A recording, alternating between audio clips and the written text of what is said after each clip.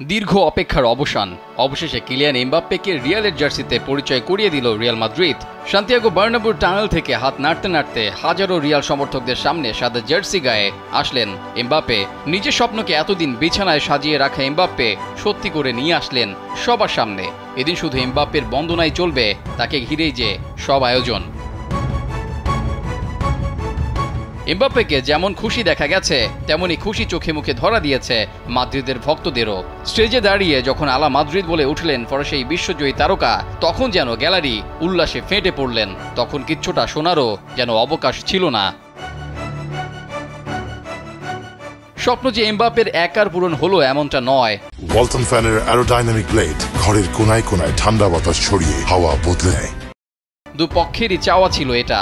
Mbappe যেমন স্বপ্ন দেখতেন রিয়ালের জার্সিতে খেলবেন, রিয়ালও 2017 সাল থেকে এমবাপ্পেকে পেতে ছুটেছেন। প্রায় প্রতি মৌসুমে দল বদলের বাজারে গুঞ্জন উঠেছে এবার বুঝি পিএসজি ছেড়ে রিয়ালে যাচ্ছেন তিনি। তবে গত 6 বছর ধরে শুধু আলোচনাই হয়েছে, এমবাপ্পের আর রিয়ালে যাওয়া হয়নি। এই রিয়ালে না যেতে পারা নিয়ে যদিও অনেক কারণ ছিল।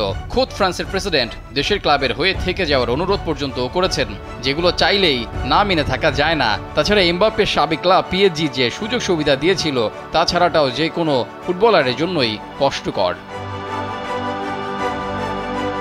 ইউরোপিয়ান চ্যাম্পিয়নশিপ শেষ, বেশ কিছু দিনের মধ্যেই আবারও শুরু হবে ক্লাবের ব্যস্ততা। তাই শেষ পর্যন্ত মঙ্গলবার আনুষ্ঠানিকতাও সারল রিয়াল। বার্নাব্যুতে সমর্থকদের সামনে ঐতিহ্যবাহী 9 নম্বর জার্সিতে এমবাপ্পেকে নিজেদের খেলোয়াড় হিসেবে পরিচয় করিয়ে দিল বর্তমান ইউরোপিয়ান চ্যাম্পিয়নরা।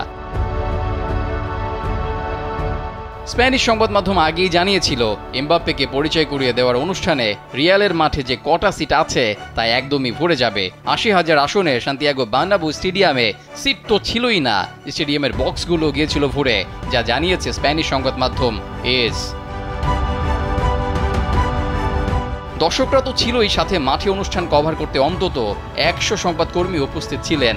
স্টেডিয়ামের ভেতর মাঠে তৈরি করা হয়েছিল নীল রঙের মঞ্চ। রিয়ালের যত চ্যাম্পিয়ন্স লিগের ট্রফি আছে সেগুলো সারি সারি করে সাজানো ছিল মাঠে। দর্শক আসনে এমবাপ্পের মা ফাইজাল আমারিকে দেখা গেছে। ছেলের সারা জীবনের স্বপ্ন পূরণ হতে দেখে মাও যেন চোখের জল মুছলেন। মুহূর্তেই তৈরি হয় এক আবেগঘন মুহূর্ত। রেজাউল করিম, কালবেলা।